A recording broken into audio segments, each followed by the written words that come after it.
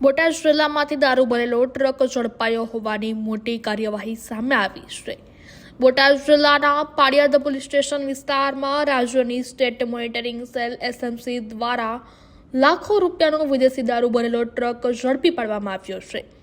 મળેલી માહિતી મુજબ પાળિયાદ પોલીસ સ્ટેશન વિસ્તારના રતનપર ગામ નજીકથી બાતમીના આધારે એસએમસીની ટીમે ટ્રક રોકી તપાસ હાથ ધરી હતી।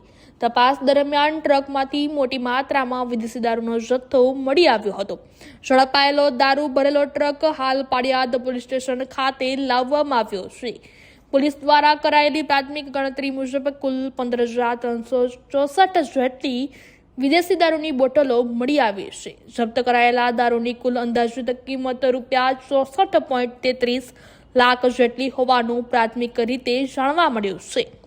આ મોટી કાર્યવાહીથી બુટલેગરોમાં ખળભળાટ મચી ગયો છે। દારૂ કયા રાજ્યમાંથી લાવવામાં આવ્યું હતું અને કયા સ્થળે પહોંચાડવાનો હતો તે દિશામાં પોલીસે વધુ તપાસ શરૂ કરી છે। આ કાંડની તપાસ દરમિયાન અન્ય સંડોવાયેલા આરોપીઓ સુધી પહોંચવાની શક્યતા વ્યક્ત કરવામાં આવી રહી છે।